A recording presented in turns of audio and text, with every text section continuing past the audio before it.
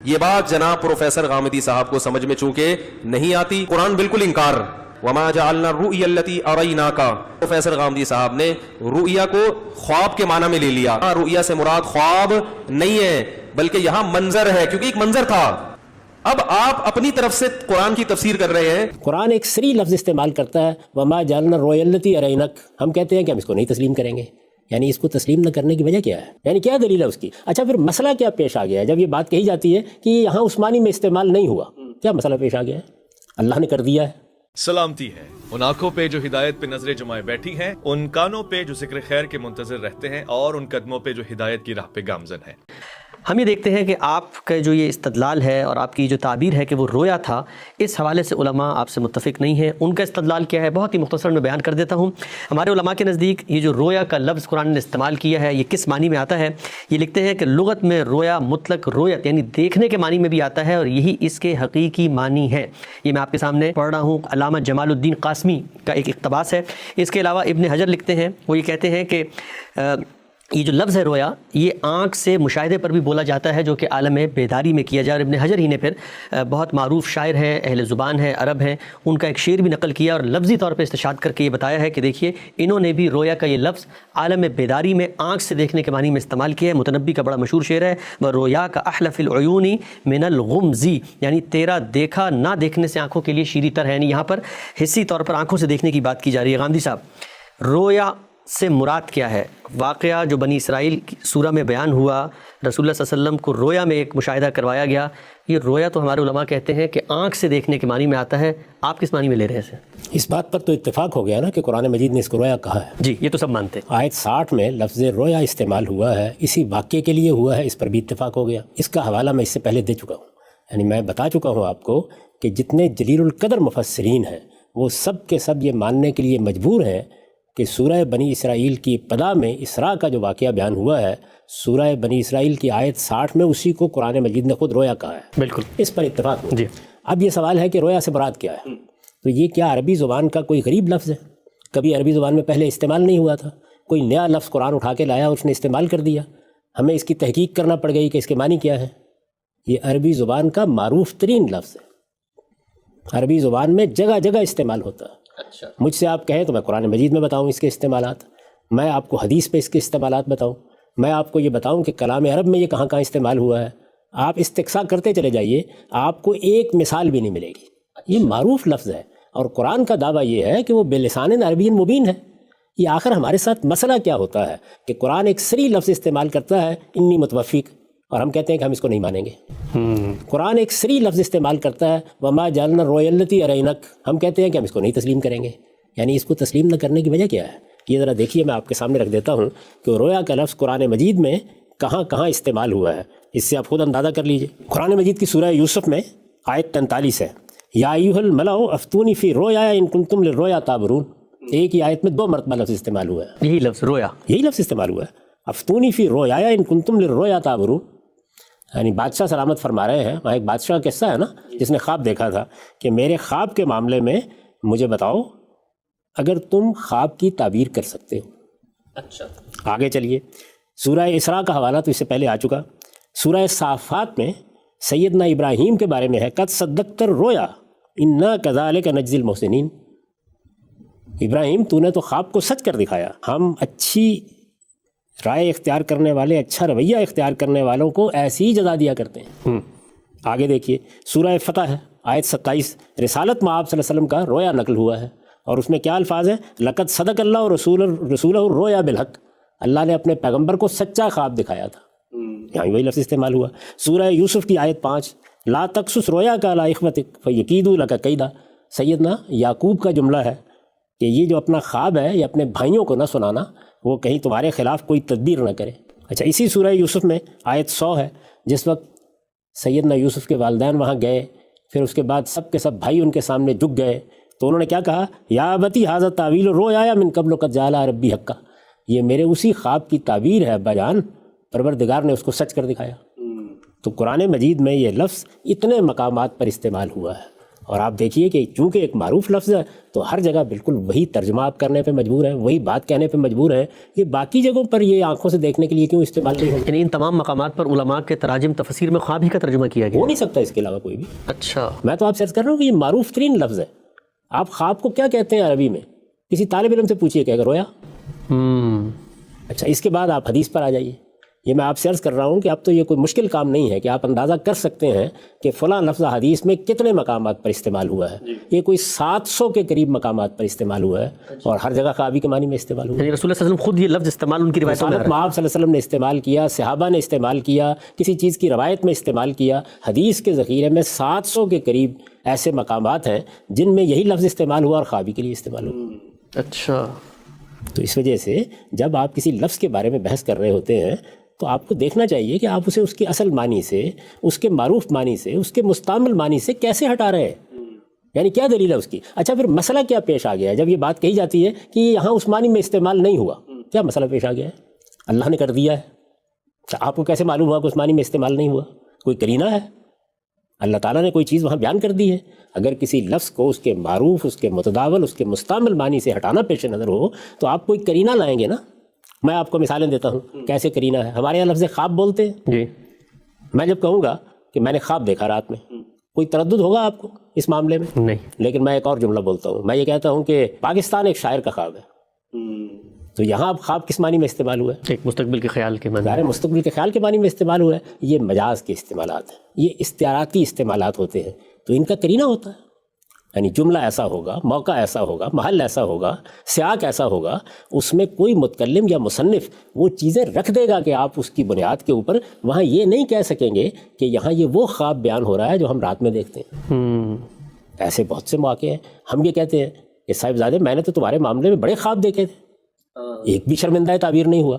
تو یہ استعارے کا، یہ تشبیہ کا، یہ مجاز کا، یہ کنایے کا طریقہ ہے جس میں بعض اوقات الفاظ اس طرح استعمال کیے جاتے ہیں۔ یعنی رویا خواب ہی کے معنی ہے، خواب خواب ہی کے معنی میں ہے، آپ اس طرح اس کو استعمال کرتے ہیں کہ جس کے نتیجے میں ایک دوسرا پہلو اس کا نمایاں ہو جاتا ہے۔ یعنی آپ نے ایک مفہوم کو یہاں سے لیا اور اس کا اطلاق کسی دوسری جگہ پہ کر دیا۔ تو یہ ادب میں عام اسالیب ہیں، ان میں سے کوئی چیز اگر کہیں ہوئی ہوگی تو پھر آپ یہ تقریر نہیں فرمائیں گے، آپ اس جملے کی طرف توجہ دلائیں گے۔ میں اگر یہ جملہ بولتا ہوں کہ پاکستان ایک شاعر کا خواب ہے اور آپ یہ کہتے ہیں کہ نہیں یہاں خواب کا لفظ رات کے وقت نیند کی حالت میں جو کچھ ہم دیکھتے ہیں اس کے لیے آیا ہے، تو میں آپ کو توجہ دلاؤں گا کہ اس جملے میں اس کے یہ معنی نہیں ہے۔ کیسے توجہ دلاؤں گا؟ یعنی پھر صرف دوست سے توجہ دلا دوں گا، قرائن ہوں گے، اصرار کروں گا، میں وہ قرائن بتاؤں گا، جملے کا محل بتاؤں گا، آپ کو سے یہ کہوں گا کہ اس طرح کے موقعوں پر لفظ خواب ایسے استعمال کیا جاتا ہے۔ میں آپ کے پاس آتا ہوں اور آپ سے آ کر یہ کہتا ہوں کہ آج میں بچوں کو لے کر گیا تھا، میں نے چڑیا گھر میں ان کو شعر دکھایا، کوئی تردد ہے اس معاملے میں؟ لیکن آپ انیس کا شعر پڑھتے ہیں، اس شعر کی آمد ہے کہ رن کانپ رہا ہے، وہاں وہ سیدنا حسین کے بارے میں یہ بات کہہ رہے ہیں یا اس لشکر کے کسی فرد کے بارے میں اس طرح کی بات کہتے ہیں، تو وہاں آپ کرینے سے معلوم کر لیتے ہیں کہ یہاں شعر چڑیا گھر میں جس جانور کو ہم دیکھتے ہیں یا جنگل میں جس جانور کو دیکھتے ہیں اس کے لیے استعمال نہیں ہوا، آگے قرینہ آ گیا ہے، وہ آگے قرائن موجود ہوتے ہیں۔ یعنی اس طرح نہیں ہوتا کہ آپ کسی آیت کو نکالیں اور پڑھیں، کسی جملے کو نکالیں اور پڑھیں، کسی شعر کو نکالیں اور پڑھیں اور اس کے بعد یہ کہیں کہ یہ لفظ اس طرح بھی استعمال ہوتا ہے۔ تو میرے بھائی جب آپ کسی چیز کا تجزیہ کر رہے ہیں، تنقید کر رہے ہیں، اس میں کوئی رائے بیان کر رہے ہیں، تو مجھے ذرا بتائیے نا کہ قرآن مجید کی اس آیت میں کیا کرینہ ہے؟ آپ کا دل نہیں چاہتا ماننے کے لیے، یہ بات اچھی نہیں لگتی۔ اللہ نے کہا ہے کہ یہ رویا تھا، ٹھیک، اور ہمارا کام یہ ہے کہ اللہ تعالیٰ جب کسی چیز کے بارے میں یہ فرمائیں تو یہ بحث ہو سکتی ہے کہ وہاں پر یہ لفظ کس مفہوم میں آیا ہے۔ اس میں آپ کیا کریں گے؟ آپ ہمارے سامنے وہ جگہ رکھیں گے، وہ آیت رکھیں گے، اس کا سیاق و سباق رکھیں گے، اس میں دکھائیں گے کہ یہ قرائن ہیں جن کی بنیاد پر یہاں یہ کسی مجازی مفہوم میں استعمال ہو گیا ہے۔ میں اس سے پہلے تبصرہ کر کے بتا چکا ہوں ایک نشست میں کہ ہمارے ہاں بعض مفکرین نے جنہوں نے قرآن پر کام کیا ہے اور ہم ان کی عزت کرتے ہیں، انہوں نے پوری عربی زبان میں یہی طریقہ اختیار کر لیا۔ یعنی ایک چیز بیان ہوئی ہے، کہیں اس کو استعارہ قرار دے دیا، کہیں اس کو تشبیہ قرار دے دیا، کہیں اس کو مجاز قرار دے دیا۔ میرے بھائی یہ قرار دینے کے لیے آپ کا کہہ دینا کافی نہیں ہوتا، یا یہ بتا دینا کافی نہیں ہوتا کہ یہ مجاز میں بھی استعمال ہوتا ہے۔ آپ کو بتانا پڑتا ہے کہ یہاں یہ استعمال ہوا ہے تو اس کے دلائل کیا ہیں، اس کے قرائن کیا ہیں، جملے میں کیا چیز ہے جو آپ کو یہ بتا رہی ہے کہ آپ ان کو اصل مفہوم سے ہٹا دیجیے۔ تو یہ طریقہ ہوتا ہے اس معاملے میں۔ تو میں نہیں سمجھ سکتا کہ اس میں یہ طریقہ اختیار کیا گیا کہ آپ نے ایک بات کہہ دی، کیوں کہہ دی آپ نے یہ بات؟ عربی زبان کا پورا ذخیرہ ہمارے سامنے ہے، اس کے استعمالات ہمارے سامنے ہیں.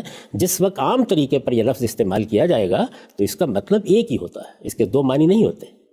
اور میں اس سے پہلے آپ کی خدمت میں عرض کر چکا ہوں کہ قرآن مجید عربی مبین میں ہے، یہ کوئی چیستان نہیں ہے. اور عربی مبین کی تعبیر میں، تفسیر میں آپ کو صحیح رویہ اختیار کرنا چاہیے کہ آپ سب سے پہلے اللہ کی کتاب کو کھولیں گے. اللہ کی کتاب میں خارج سے کوئی چیز لے کر نہیں آئیں گے، پہلے ایک تصور قائم کر کے نہیں آئیں گے. یہ بالکل وہی صورتحال ہے کہ انی متوفیق میں وہ وہاں کیا کرینہ ہے کہ جس کی بنیاد پر آپ اس کو اصل معنی سے ہٹا رہے ہیں، یا اس کے مستعمل معنی. اصل معنی کوئی چیز نہیں ہوتے، اصل چیز مستعمل مفہوم، یعنی ایک لفظ کس مفہوم میں کس معنی میں استعمال ہوتا ہے، اس کے استعمال کو سامنے رکھ کر آپ بات کرتے ہیں. میں نے آپ کو اردو زبان میں لفظ خواب کے استعمال کی مثالیں دے دیں. وہاں وہ بیداری میں کسی چیز کے تصور کرنے کے مفہوم میں آ گیا ہے، لیکن کیا قرائن کے بغیر آ گیا ہے؟ کیا ایسے ہی آ گیا ہے؟ کیا آپ فرما دیں گے تو یہ مان لیا جائے گا؟ نہیں، وہ جملہ جب آپ بولیں گے تو یا شان کلام بتا رہی ہوگی یا کرینہ بتا رہا ہوگا کہ یہ اس مفہوم میں ہے. تو وہاں اس کا کوئی کرینہ ہو تو ازراہ کرم ان بزرگوں کے ہاں سے مجھے پڑھ کے سنا دیجئے کہ وہ کیا کرینہ ہے. ٹھیک. اچھا ہم سب یہ بتائیے کہ ابھی آپ نے قرآن مجید کی آیات پڑھی اور ہم نے بالکل یہی معاملہ آپ کی جانب سے دیکھا تھا. توفیٰ کی جب بحث ہوئی تھی اس میں بھی آپ نے قرآن کے مقامات بے تحاشا بتایا کہ وہاں پر یہ لفظ کس معنی میں آ رہا ہے، اور یہاں آپ نے پڑھا احادیث کا آپ نے ذکر کیا. ہمارے لیے قرآن مجید کہ آ جانے کے بعد بالکل کافی ہے کہ ایک لفظ کیسے استعمال ہوا، لیکن بطور شاہد، بطور دلیل کے کہ قرآن کے جو اولین مخاطبین ہیں، صحابہ کرام ہیں، کیا وہ بھی رویا کے اس لفظ کو استعمال کر رہے ہیں اور خواب ہی کے معنی میں استعمال کر رہے ہیں؟ کیا کوئی 700 کے قریب روایات، بے شمار روایات نکالتے چلے جائیے اور پڑھتے چلے جائیے. جب واقعے کے طور پر بیان کیا جائے گا تو اس موقع پر اس کے ایک ہی معنی ہوں گے. یعنی آپ بیان کریں گے میں نے رویا دیکھا، آپ بیان کریں گے کہ مجھے رویا دکھایا گیا. اس طرح کے موقع پر اس کے وہی معنی ہوں گے. ہاں البتہ جیسے میں نے آپ کو مثال دی ہے، ایسے ہی کسی موقع پر کوئی شاعر، کوئی ادیب، کوئی ادبی زبان میں گفتگو کرنے والا بات کو اٹھائے گا اور کسی مجاز کی تعبیر کو اختیار کر لے گا. ٹھیک. تو مجاز کی تعبیریں جب اختیار کی جاتی ہیں تو وہ الٹپ نہیں اختیار کی جاتی. اگر آدمی میں ادب کا ذوق ہے تو وہ جانتا ہے کہ کیسے استعمال کیا جاتا ہے لفظ کو. تو آپ ساری کی ساری ان 700 روایات کو نکال لیجئے. اس زمانے میں کوئی مشکل کام نہیں ہے.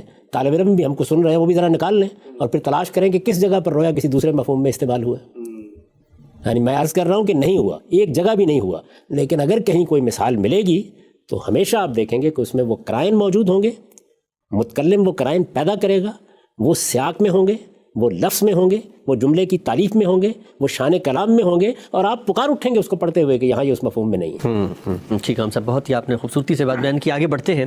ابھی آپ نے ایک مثال دی کہ یہ جو مشہور شعر ہے کہ شیر کی آمد ہے کہ رن کانپ رہا ہے. اب یہاں شعر سے مراد ہم عام طور پہ تو شعر سمجھتے ہیں، لائن کو کہتے ہیں شعر ہے، لیکن وہ جو کلام کا آگے سباق ہے، سیاق ہے، اس میں خود واضح ہو جاتا ہے. آگے خود ہی شاعر نے بیان کر دیا کہ شمشیر بقف دیکھ کے حیدر کے پسر کو جبریل لرزتے ہیں سمیٹتے ہوئے، پر تو اب حیدر کے پسر ہے، واقعہ کربلا ہے، سب زیر بحث ہے. زبان کا ماہر، زبان جاننے والا. آپ بہت اصرار کرتے ہیں اپنی گفتگو میں کہ آپ اہل عرب کا، قدماء کا لٹریچر پڑھیں، ان کی شاعری، اسے زبان کا اسلوب ذوق ڈیولپ ہوتا ہے.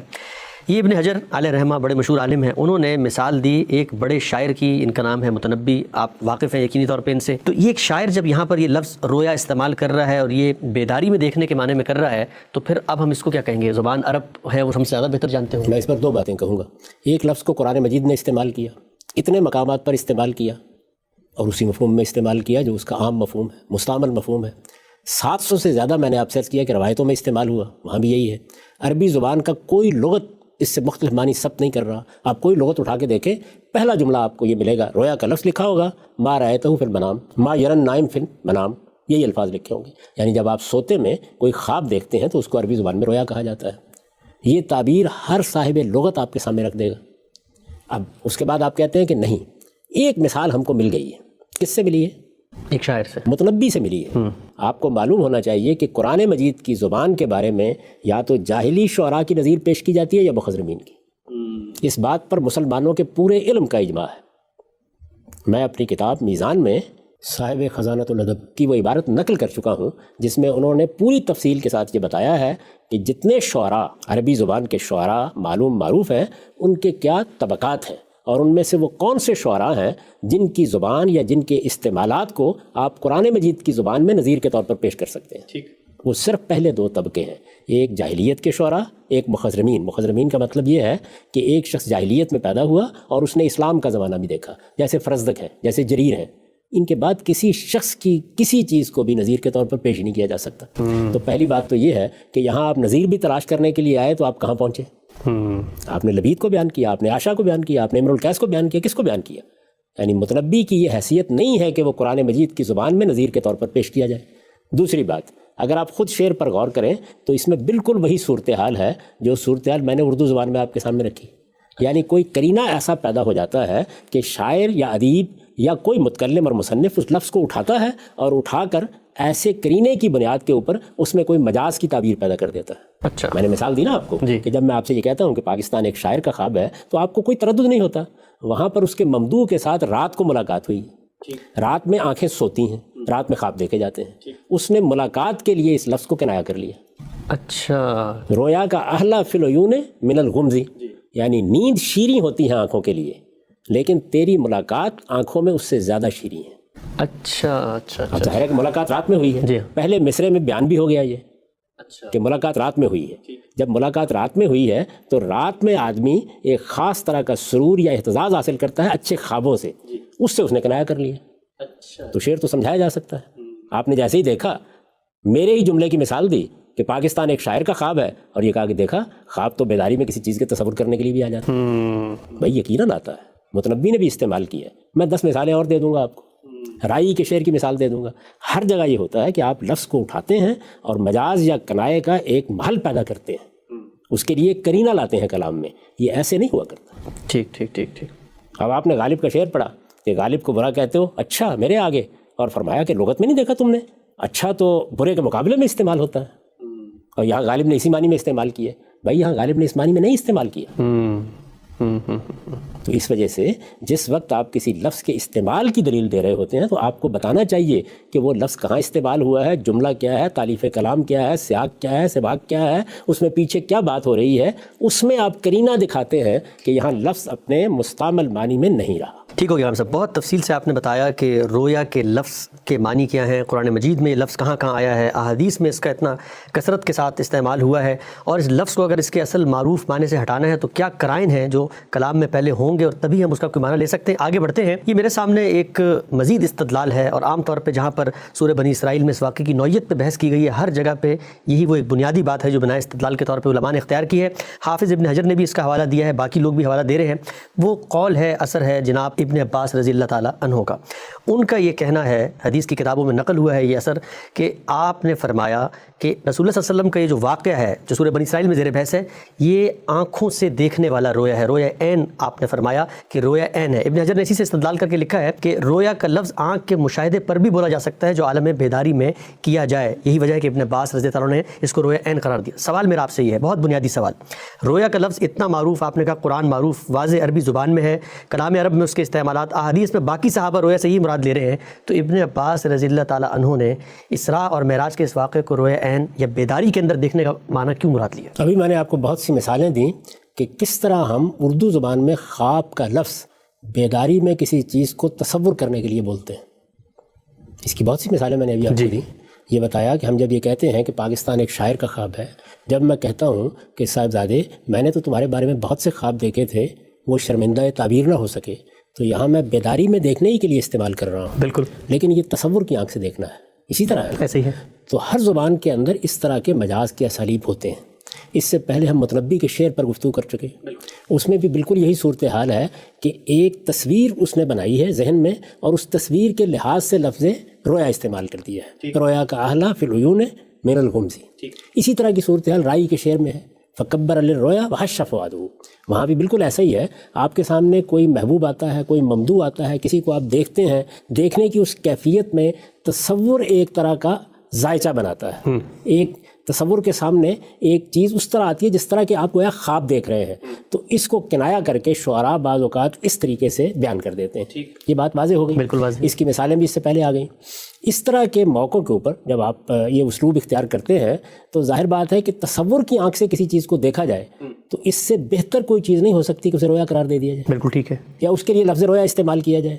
یہ عربی زبان میں بھی استعمال ہوا، ہم نے دیکھا، اردو زبان میں لفظ خواب اس طرح استعمال ہوتا ہے، اس کی مثالیں بھی آپ کے سامنے آ گئیں۔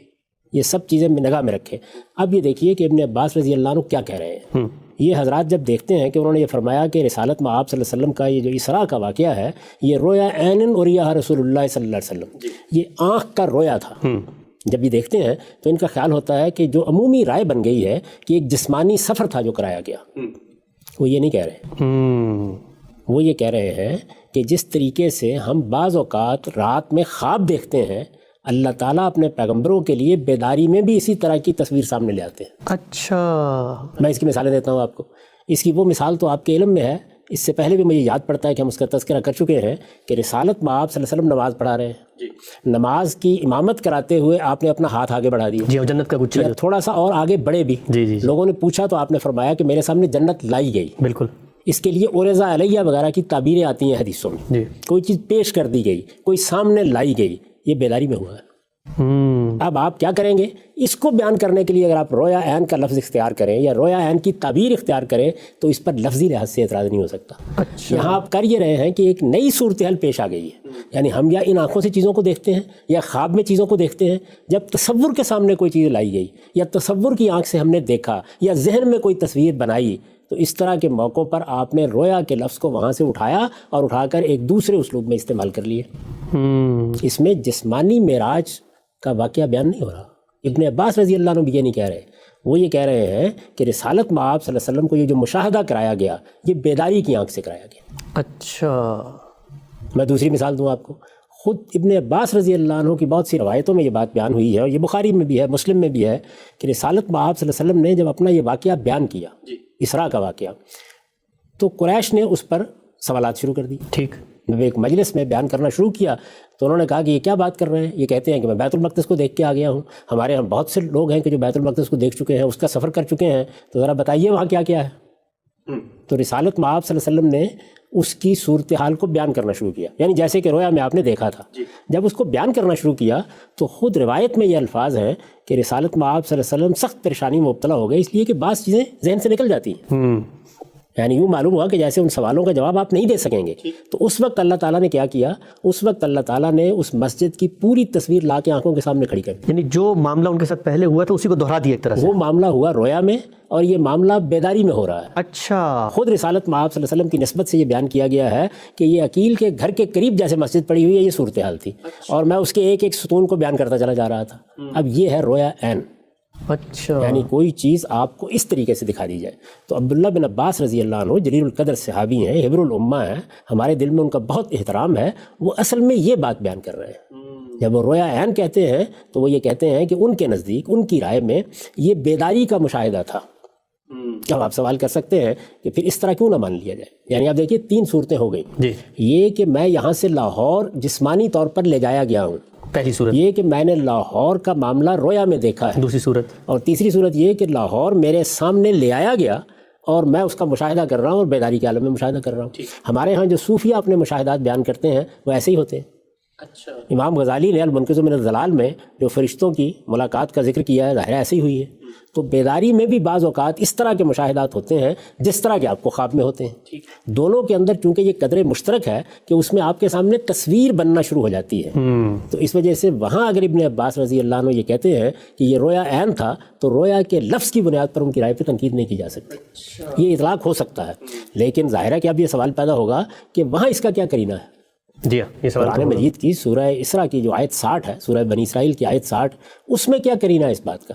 اس لیے کہ وہ قرینہ پیدا ہونا چاہیے نا۔ جی، وما جعلنا الرؤیا التي اریناک الا فتنۃ للناس، یعنی آپ کسی لفظ کو تصور کے لیے استعمال کریں، آپ اس سے کنایہ کریں، آپ مجاز کی کوئی تعبیر اختیار کریں۔ جس چیز کی طرف میں بار بار توجہ دلا رہا ہوں وہ یہ ہے کہ اس میں آپ کو قرینہ کلام کے اندر دکھانا ہوتا ہے۔ آپ باہر سے اپنا تصور لے کے نہیں آ سکتے، کوئی نظریہ لے کے نہیں آ سکتے، کسی اور جگہ کی اطلاع لے کے نہیں آ سکتے، یا تو وہ اطلاع خود متکلم دے گا جیسے اس نے یہاں دے دی، یعنی اس سے پہلے یہ بیان کیا کہ ہم اپنے پیغمبر کو اس طرح لے گئے، اس کے بعد بتایا کہ یہ رویا تھا، یہ خود اطلاع دے دی۔ دوسری صورت کیا ہو سکتی ہے؟ کلام میں قرائن موجود ہیں، آپ نے اس کو دیکھا تو جان لیا کہ یہ یہاں رویا بیان ہو رہا ہے، یا اس کو اٹھا کر اس کو کسی اور مفہوم میں استعمال کیا جا رہا ہے۔ یہ بیداری میں جسمانی طور پر لے جانے کے لیے استعمال کی مثال نہیں ہے، بلکہ آنکھوں کے سامنے بیداری میں کسی تصور کے آ جانے کی مثال ہے۔ ٹھیک، یہ بالکل وہی چیز ہے جس کی اس سے پہلے میں نے بہت سی تعبیرات آپ کو بتائیں۔ متربی کے شعر میں بتایا کہ یہی تعبیر ہے، رائی کے شعر میں بتایا کہ یہی تعبیر ہے۔ ہماری عام گفتگوؤں میں لفظ خواب کو ہم اسی طریقے سے استعمال کرتے ہیں، ہم کہتے ہیں نا کہ خواب میں ہنوز جو جاگے ہیں خواب میں، تو اس طرح کے موقع پر جو تعبیریں اختیار کی جاتی ہیں، اب یہ خواب میں جاگنا، یعنی آپ بیدار ہو گئے ہیں، خواب میں بیدار ہو گئے ہیں، تو اس طرح کی چیزیں جب شعراء استعمال کرتے ہیں یا ادباء استعمال کرتے ہیں تو اس میں قرینہ پیدا کرتے ہیں۔ خواب تھا جو کچھ کے دیکھا جو سنا افسانہ تھا. تو یہاں آپ نے زندگی بھر کے مشاہدات کو جو ان آنکھوں سے ہوئے تھے خواب قرار دے دیا. لیکن کیا ان کو سمجھنے میں، ان کے قرائن کو دیکھنے میں، اس میں شان کلام کی بنیاد پر رائے قائم کرنے میں کوئی تردد ہوتا ہے، کوئی دقت ہوتی ہے؟ تو جس وقت لفظ کو آپ اٹھا کر کسی دوسرے مفہوم میں لے جاتے ہیں تو وہاں وہ قرائن موجود ہوتے ہیں کہ دوسری رائے قائم کرنا ممکن نہیں ہوتا. جی ابو طیب متربی کے شعر میں ذرا دوسری رائے قائم کر کے دکھا دیجیے، ہو نہیں سکتا. یعنی اگر اس کو حقیقتاً خواب کے معنی میں استعمال کیا گیا ہوگا تو کوئی دوسرا کرینہ ہوگا نہیں، اور اگر اس میں کوئی اور مدعا پیدا کیا گیا ہے تو قرائن وہاں رکھ دیے جائیں گے. ٹھیک. تو ہمیشہ یہی ہوتا ہے. اچھا، اس کے بعد ایک اور سوال پیدا ہوتا ہے کہ تھوڑی دیر کے لیے نظر انداز کر دیجیے اس بات کو کہ وہاں کوئی کرینہ نہیں ہے اس بات کا. جی، یعنی سورہ بنی اسرائیل کی آیت 60 میں کوئی کرینہ نہیں، کوئی کرینہ نہیں ہے. ٹھیک. تو خود واقعے کے لحاظ سے بھی یہ رائے قابل قبول نہیں ہو سکتی. اچھا، وہ ان کی جلالت قدر کے پورے احترام کے ساتھ کیوں نہیں ہو سکتی؟ غور فرمائیے، جس وقت ہم کسی چیز کو بیان کر رہے ہوتے ہیں یا اس کا ذکر کر رہے ہوتے ہیں تو اس میں اگر ہم یہ کہتے ہیں کہ جنت دکھائی گئی، دوزخ دکھائی گئی، مسجد دکھائی گئی، فلاں تصویر دکھائی گئی، لاہور دکھایا گیا، ہم خود اس کا حصہ نہیں ہوتے. بیداری کے عالم میں اگر ہمارے سامنے تصویر آئے گی تو ہم اس کا حصہ نہیں بن سکتے.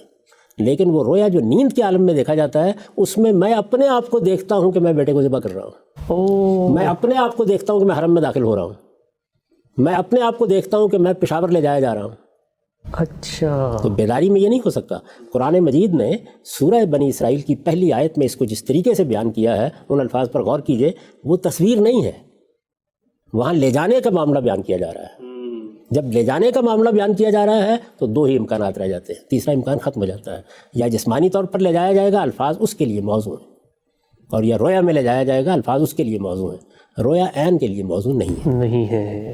اس لیے میری بہت ادب کے ساتھ ابن عباس رضی اللہ عنہ کی رائے پر تنقید ہے. ٹھیک ہم سب اس لیے پہلے تو مدعا ٹھیک سمجھ لیجئے کہ انہوں نے کہا کیا ہے، اور پھر اس کے بعد یہ جان لیجئے کہ وہ کیوں قابل قبول نہیں ہو سکتا. ٹھیک. ہم سب یہاں پر ایک دو ضمنی سوال اس رائے کے اوپر یہ واضح فرمائیے گا کہ ابن عباس رضی اللہ تعالیٰ عنہ کی رائے سے جو ہمارے اکثر علماء نے استدلال کیا ہے کہ جب وہ یہ کہتے ہیں رویا عین تو اس سے مراد روح اور بدن، یعنی روح اور جسم دونوں کو لے کر جانا ہے. گویا عالم بیداری میں ایک شخص کے ساتھ اس خارجی دنیا کے اندر یہ واقعہ ہوا ہے. سوال میرا آپ سے یہ ہے کہ جتنے اثر نقل ہوئے ہیں، ابن عباس رضی اللہ تعالیٰ نے کہیں اس کی صراحت کی ہے کہ وہ روح اور جسم، یا وہ علماء جو ان کی رائے سے استدلال اخذ کر رہے ہیں وہ بھی کہیں الفاظ میں بیان کر رہے ہیں، یا ان کے صرف رویا عین کی تعبیر بیان ہوئی؟ بالکل یہی تعبیر ہے، اس کے سوا کچھ نہیں ہے. یعنی اگر انہوں نے اس کی وضاحت کی ہوتی تو پھر ان کے الفاظ اس کے مطابق نہیں تھے. یہ رویا عین کے الفاظ پھر وہ استعمال نہ کرتے. پھر تو کہتے بیداری ملے گئے انہیں. پھر کوئی اور تعبیر اختیار کرتے اور یہ بتاتے کہ اس طرح لے جایا گیا تھا، یہ لے جانے کی یہ صورت تھی، جیسے کہا جاتا ہے کہ بے جسد ہی لے جائے گئے تھے. اس طرح کی کوئی تعبیر ہوتی. رویا عین میں اس کی گنجائش ہی نہیں ہے. جو انہوں نے بات کہی ہے اس کا صحیح مفہوم میں نے آپ کو بتا دیا ہے. یہ اسی طرح کی تعبیریں ہیں جس طرح کی تعبیروں کی میں نے مثالیں دی ہیں. اس کے لیے ادب میں گنجائش ہے، لیکن گنجائش ہونا ایک چیز ہے، فلاں جگہ پر مدعا یہ ہے، اس کے لیے آپ کو بتانا پڑے گا کہ کلام میں کیا کرنا ہے. یعنی قرآن مجید میں باہر سے آپ کوئی تصور لے کے نہیں آ سکتے، اعلیٰ ادب میں نہیں آ سکتے، کسی اچھی تحریر میں نہیں آ سکتے. آپ کو وہیں سے اس کے قرائن بتانے ہیں. تو میں نے آپ سے عرض کیا کہ آیت 60 میں اس کا کوئی کرینہ نہیں ہے، اور پہلی آیت جس میں واقعہ بیان ہوا ہے اس میں چونکہ خود رسالت مآب صلی اللہ علیہ وسلم کے لے جائے جانے کا ذکر ہے تو یہ چیز رویا عین میں ہو نہیں سکتی. سبحان اللہ. سے بہت ہی آپ نے ایک عمدہ نقطہ یہاں بیان کیا ہے. ایک سوال جو اس وقت سننے والوں کے ذہن میں آ رہا ہوگا، یقینی طور پہ ابن عباس رضی اللہ تعالیٰ عنہ الامہ، آپ نے بتایا کہ کتنے جلیل القدر صحابی ہیں، ان کی 20 آراء نقل ہوئی ہیں، دین کی تفہیم میں ہمارے لیے سازگار، معاون، مددگار بھی ہوتی ہیں، ان سے استفادہ کرتے ہیں. لیکن یہ جو اختلاف ان کی رائے سے پیدا ہوا ہے قرآن مجید کی بنیاد پر، یہ کیا خود صحابہ کرام میں بھی کچھ لوگوں نے کیا ان سے ان کی زندگی میں یا ان کی اس رائے پہ کبھی کوئی اختلاف کیا تھا؟ اس طرح تو نہیں کہا جا سکتا کہ ان سے اختلاف کیا تھا، لیکن دو مختلف آراء رہی ہیں. اچھا. اور وہ مختلف آراء صحابہ کرام کے حوالے سے بھی بیان کی گئی ہیں. ان میں یہ اعتراض کیا جاتا ہے کہ معاویہ رضی اللہ عنہ نے مثال کے طور پر یہ کہا کہ یہ تو ایک رویا صادقہ تھا. ٹھیک ہے، رویا عین کو ایکسیپٹ نہیں کیا ایک طریقے سے، انہوں نے اس کو قبول نہیں کیا. ٹھیک. یعنی قبول نہیں کیا کا مطلب یہ نہیں ہے کہ ان کے سامنے یہ رائے پیش کی گئی. یہ معاملہ کہ اسراء کا واقعہ کیا تھا زیر بحث ہے نا، لوگ اس کو سمجھنا چاہتے ہیں. تو اس میں معاویہ رضی اللہ عنہ کی نسبت سے یہ بات بیان ہوئی ہے، سیدہ عائشہ کی نسبت سے بات بیان ہوئی ہے، لیکن ان کی سندیں کمزور ہیں. اچھا. تو اس وجہ سے میں نے اس کا ذکر ہی نہیں کیا. میرے نزدیک وہ استدلالات وہ انتہائی محکم استدلالات ہیں، یعنی قرآن کی زبان سے استدلال، سورہ سے استدلال، اس کے الفاظ سے استدلال، وہ بہت کافی ہیں اس مقصد کے لیے. اچھا. تو میرا یہ طریقہ نہیں ہے کہ ایسی کوئی کمزور بات، ضعیف بات سامنے پیش کر دی جائے.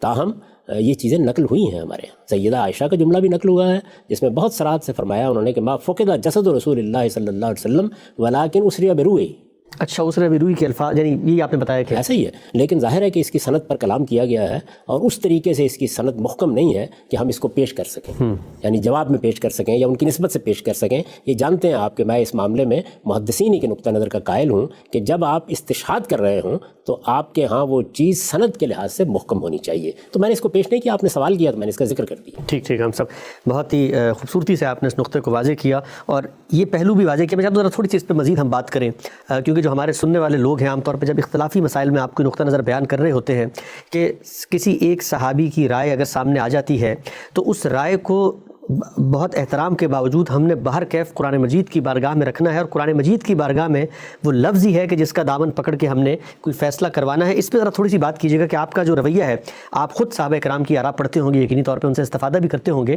لیکن اس میں حرف آخر قول فیصل کی بنیاد کیسے پیدا ہوتی ہے؟ یہ بات یہ ہے کہ اللہ کی کتاب قرآن مجید ہم تک پہنچ گئی ہے، باللفظ پہنچ گئی ہے، جس طرح اللہ کے پیغمبر نے اس کو پیش کیا اس طرح پہنچ گئی ہے، اس ترتیب کے ساتھ پہنچ گئی ہے جو خود اللہ کی دی ہوئی ترتیب ہے، اس کا لفظ کلام الہی ہے، اس وجہ سے کوئی خارج کی چیز اس پر اثر انداز نہیں ہو سکتی۔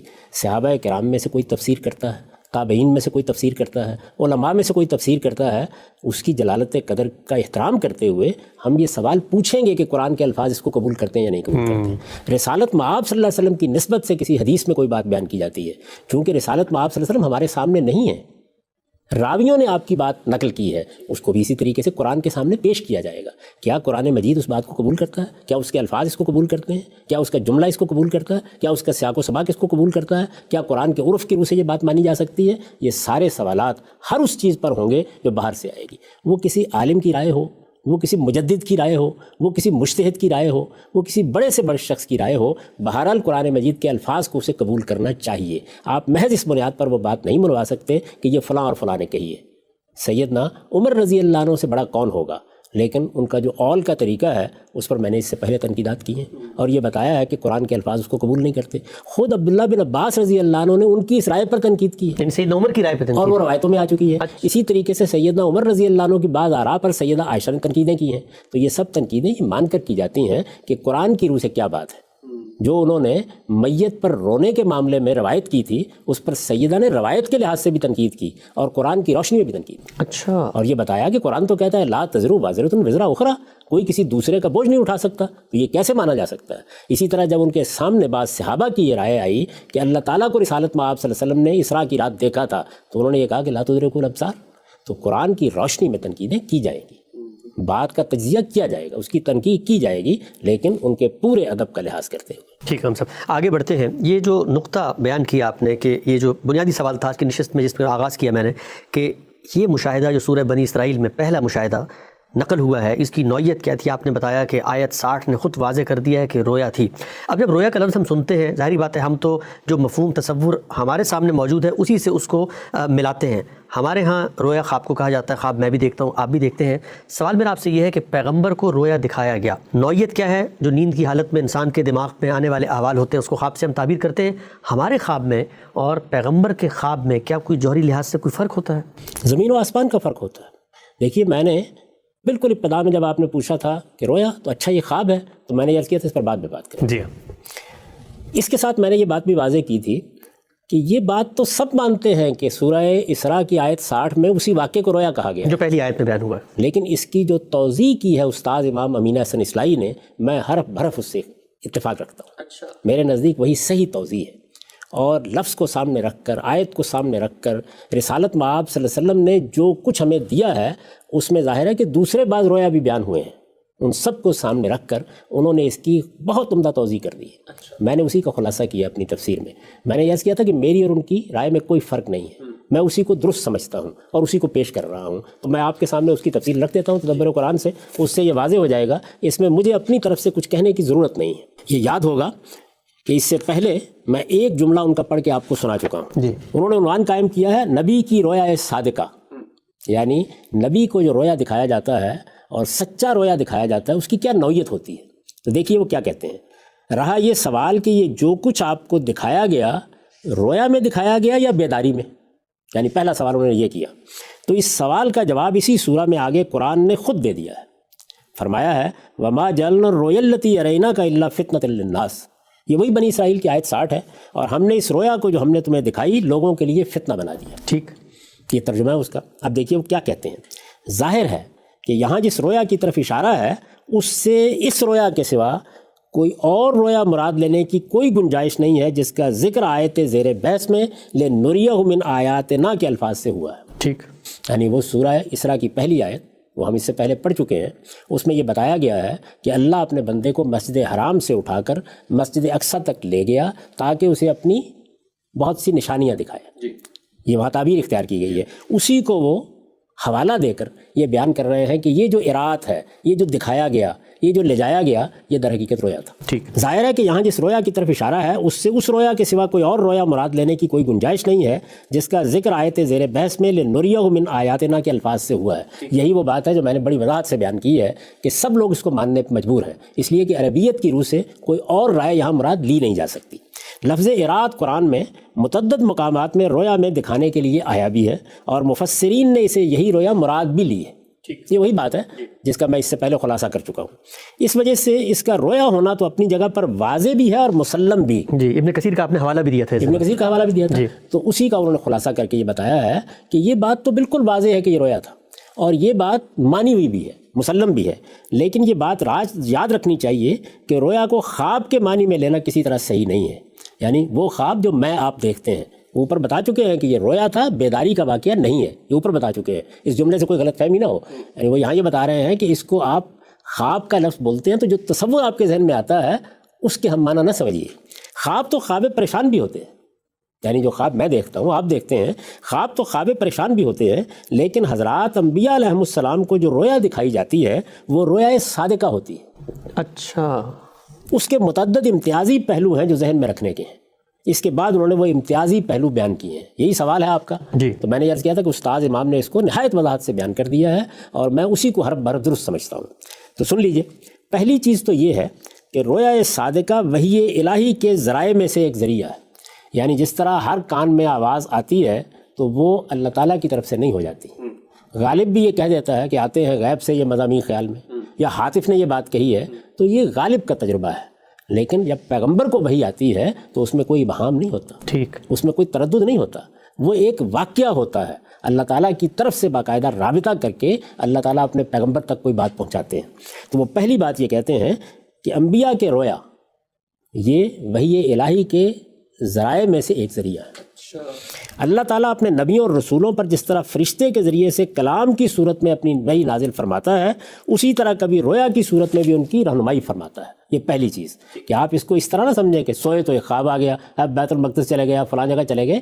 یہ رویا اللہ کا دکھایا ہوا رویا ہے. اس کی نوعیت بالکل وہی ہے جو وحی الہی کی ہے. جیسے وہ ایک قطعی چیز ہوتی ہے، یہ بھی ایک قطعی چیز ہوتی ہے. دوسری چیز یہ ہے کہ یہ رویا نہایت واضح، غیر مبہم اور روشن صورت میں کا فلک صبح ہوتی ہے. جیسے صبح طلوع ہو جائے، جس پر نبی کو پورا شرح صدر اور اطمینان قلب ہوتا ہے.